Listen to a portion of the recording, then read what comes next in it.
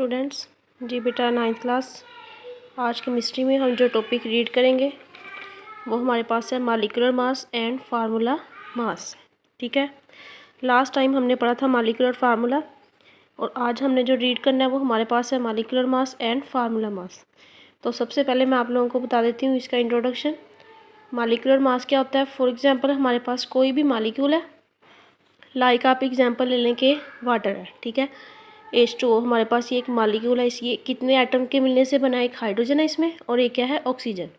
अब हाइड्रोजन का atomic number हमारे पास कितना है? 1 है। ठीक है, एटॉमिक मासेस भी इसका 1 होगा। ऑक्सीजन का एटॉमिक मास होता है बेटा हमारे पास 16। अब इस लिहाज से एक मॉलिक्यूल के अंदर जितने भी एटम प्रेजेंट हैं, इन सब एटम के एटॉमिक मासेस को हम सम अप करेंगे। तो एटॉमिक मासेस को जब सम अप करेंगे, जमा करेंगे, तो वो हमारे पास इक्वल होगा मॉलिक्यूलर मास के। स्टार्ट से देख लें।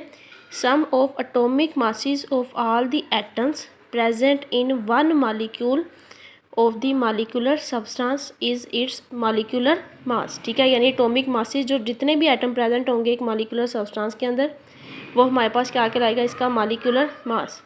एग्जाम्पल दी हुई है। For example molecular mass of the chlorine. Chlorine जो है इसका फार्मूला क्या होता है? हमारे पास Cl2। अब एक एटम जो है क्लोरीन का, इसका हमारे पास होता है एटॉमिक मास 35.5। ठीक है, कितना होता है? 35.5। तो अब इसके अंदर 2 हमारे पास प्रेजेंट है, Cl2 है, तो 35.5 को इस 2 से मल्टीप्लाई करेंगे, देन आ जाएगा 71 AMU। ठीक है, उसके बाद दिया हुआ है बेटा वाटर का। वाटर का हमारे पास कितना होता है? 18। ठीक है, ये जैसे मैंने आपको कैलकुलेट करके बताया। हाइड्रोजन का 1 होगा, 1 को 2 से मल्टीप्लाई करेंगे 2 आ जाएगा, और 16 ऑक्सीजन का होगा। 16 में हमने 2 प्लस किया, हमारे पास आ जाएगा 18। अब इसके बाद दिया हुआ है and that of carbon dioxide. CO2 का हमारे पास कितना होगा?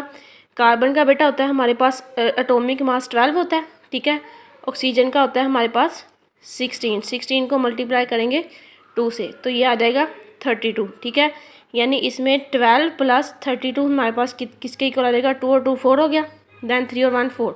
तो इस लिहाज से कैलकुलेट करके निकाला हुआ है कि हमारे पास 44 AMU जो है वो इसका मॉलिक्यूलर मास होगा। ठीक है, 3 एग्जांपल दी हुई हैं, तीनों आप लोगों ने करनी है। इसको अच्छे तरीके से करना है। ये आपको MCQ में भी आ सकता है कि मॉलिक्यूलर मास जो है वो क्लोरीन का कितना होगा।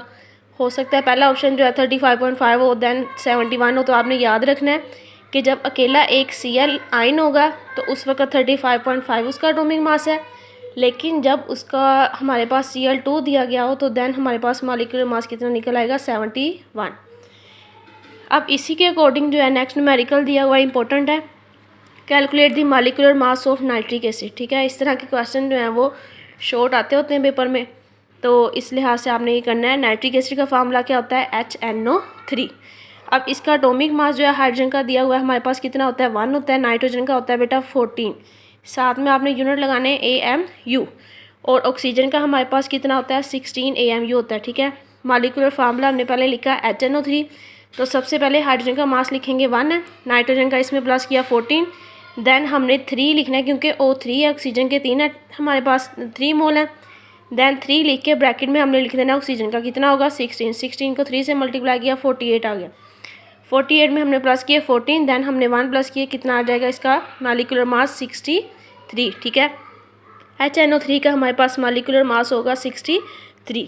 उसके बाद है ionic compound that form 3 dimensional solid crystals are represented by their formula units. ठीक है, जितने भी हमारे पास आयनिक कंपाउंड है, फॉर एग्जांपल NaCl है, पोटाशियम ब्रोमाइड है, या हमारे पास KCl हो गया, इनको हम 3 डायमेंशनल क्रिस्टल सॉलिड में जो है वो रिप्रेजेंट करते हैं इनके फार्मूला यूनिट से। अब formula mass in such cases easy है। फार्मूला मास की डेफिनेशन क्या होगी?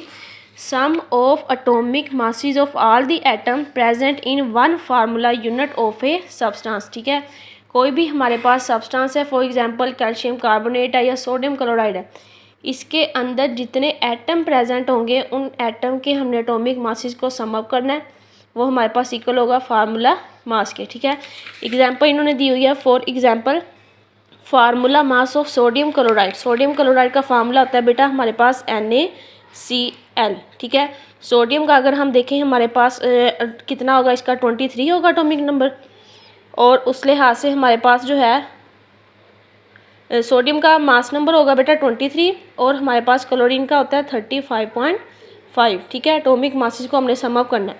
तो NaCl है, इसका टोटल अगर हम करें तो 23 प्लस 35.5, तो ये इक्वल आ जाएगा 58.5 के। ठीक है, ये इस लिहाज से निकला हुआ है। देन इन्होंने कैलकुलेट करके हमें दिया हुआ 58.5। And that of calcium carbonate का कितना होगा 100 AMU। ठीक है, कैल्शियम का अब कितना होता है हमारे पास 40 होता है।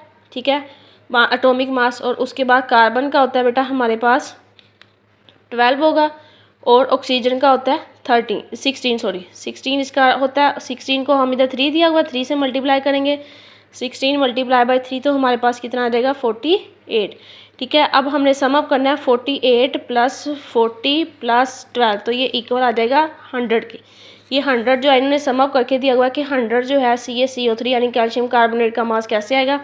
तो ये आपने इस लिहाज से मैंने आपको सबका सेपरेटली बता दिया। अब इसी से रिलेटेड हमारे पास न्यूमेरिकल है, calculate the formula mass of potassium sulphate K2SO4। K2SO4 जो है पोटाशियम सल्फेट दिया हुआ, इसका हमने फार्मूला मास कैलकुलेट करना है। सबसे पहले देखें एटॉमिक मास जो है पोटाशियम का कितना है 39। ठीक है, ये गिवन आपने खुद याद करनी है इनके एटॉमिक मासेस। सल्फर का कितना दिया हुआ है 32, ऑक्सीजन का कितना है 16। ठीक है, फार्मूला यूनिट K2SO4 लिखा हमने, इनकी जगह इनकी वैल्यूज पुट की। पोटाशियम का 39 है, इधर 2 दिया हुआ है, 2 से मल्टीप्लाई किया। सल्फर का 32 है, 1 के साथ किया। ऑक्सीजन का 16 है, 16 को मल्टीप्लाई किया हमने 4 के साथ। अब 64 प्लस 32 प्लस 78 तो हमारे पास आ जाएगा 174। यहाँ तक बेटा आप लोगों ने याद करना है, 2 न्यूमेरिकल करने हैं, साथ में आप लोगों ने इसकी डेफिनेशंस करनी है। ठीक है, और मॉलिक्यूलर मास की, फार्मूला मास की, देन ये जितनी आपको कैलकुलेटेड करके न्यूमेरिकल में समझाएंगे ये भी आपने अच्छे तरीके से करना है। ठीक है, उसके बाद इंशाल्लाह ताला हम नेक्स्ट टॉपिक जो पढ़ेंगे वो आयंस के बारे में हम पढ़ेंगे। आयंस क्या होते हैं और एटम और आयन में क्या डिफरेंस है, इसी को आपने नीट कॉपी पे नोट डाउन कर लेना। ठीक है, ओके, अल्लाह हाफिज़।